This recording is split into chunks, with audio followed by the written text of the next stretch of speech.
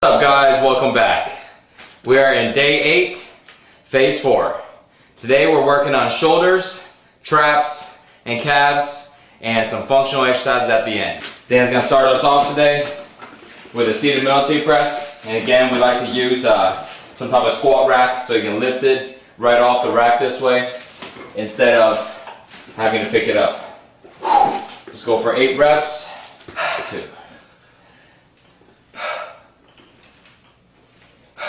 And after that, he's going to go right into the behind the back shrugs. I would suggest though that when it comes to doing the behind the back shrugs, you want to add in some more weight. Let's go and take it off here. Let's take it off and we'll put it on here on the rack.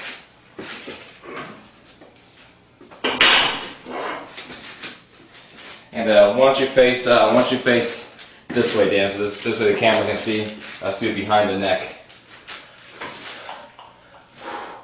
And we're going for 15 reps here.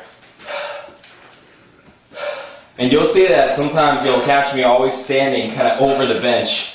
And the reason I'm doing that, there's no real benefit in standing over the bench. It's not used as really a protection or some type of safety precaution. To be honest with you, it's just because it's easier to go ahead and do a transition between exercise and exercise instead of having to go and move things around. And I do the same thing whether I'm working out here at the private gym or if I'm working out at some big commercial gym. I always like to do things right there. And, you know, so you can kind of give that a shot and you realize you can get a lot of things done that way by standing over the bench. So we knocked out shoulders and traps. Now we're going to go into more shoulders. We're going to be working on our side laterals and we'll do front raises. We're going to do a superset, 8 reps on each set, and we're going to do 4 sets total.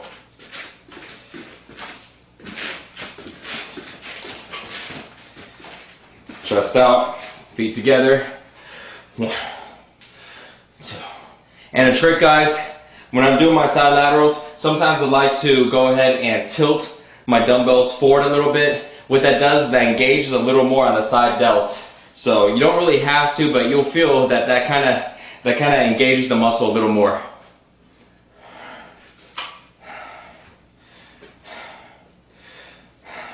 You notice how high up Mike is getting his arms on these?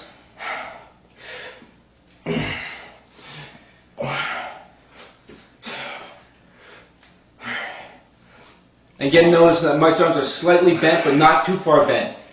Keeping it far enough up so that the weight has a lot of leverage on them and the exercise is still very challenging. Okay, so 8 reps each, 4 sets total. Remember again to keep your rest time at 1 minute. You'll notice that all of the rest times in phase 4 are all at 1 minute to really go ahead and keep the pace and keep the intensity up. Alright, hey guys. So we're at the gym. Let's do seated calf raises. Alright, so first thing you want to do is make sure the pad is adjusted right. So this way there's no room between your knees and your pad. Let's go and put this down a little bit more. Okay, really good. Now let's make sure our feet is right under our knees and not too far out or too far in. Take the handle off. Okay. So we're going to come down 3 seconds and we're going to hold at the top for a split seconds. So it'll be 1, 2, 3, hold. 1, 2, 3, hold. 1, 2, 3, hold. Making sure that with calf raises, they're easy to do, but very important, you have to contract your calves. And that's why we're going slow, because if you don't contract, you don't actually feel the muscle working. So that's a really big mistake, and you'll find a lot of guys work on calves, but they don't ever develop good calves, or they don't ever feel that muscle working. And you may sometimes find that they just do something like this, to where they're just bouncing. And so they're not actually contracting their muscle. So they can do, 40 reps, 50 reps, or tons of weight, and never develop any calves at all. So make sure that you come down slow and squeeze at the top so you can really, really contract your muscle and contract those calves every time you work them. We're going to do 4 sets of 20 reps. Now let's go ahead and finish this up, and let's go back to the gym, do abs and core. Dan's gonna start off, he's gonna do 20 seconds of jumping jacks. He's gonna go right into the decline sit-ups and do 20 seconds of this. We're shooting for 6 sets total. When he's done with the superset, he's gonna rest only 20 seconds. And we're gonna go ahead and just do 2 sets to show you. And remember to do 6 sets total for your workout. And I'm gonna keep track of this time. Ready, Dan? Yep. And go.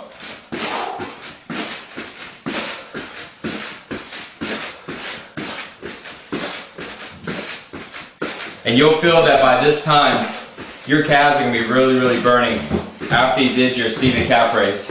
So, jumping jacks is a perfect way to kind of really work it to that next level. Okay.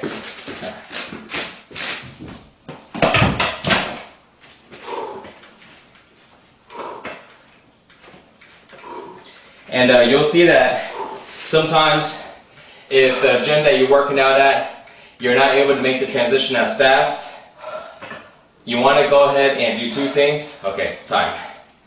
You want to either go ahead and try to plan out where you're going to do the workouts at, or you can stop the time and wait till you get to the station and then start it again. You ready for one more? Yep. Okay, jumping jacks, go. But as you start practicing more on these transition exercises and these supersets, you'll find that you're able to find ways to get them done a lot faster without having to travel across the gym.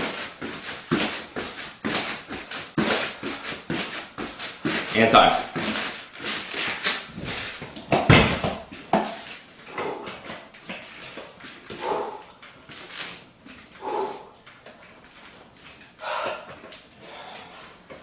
Good, we got about 10 seconds left.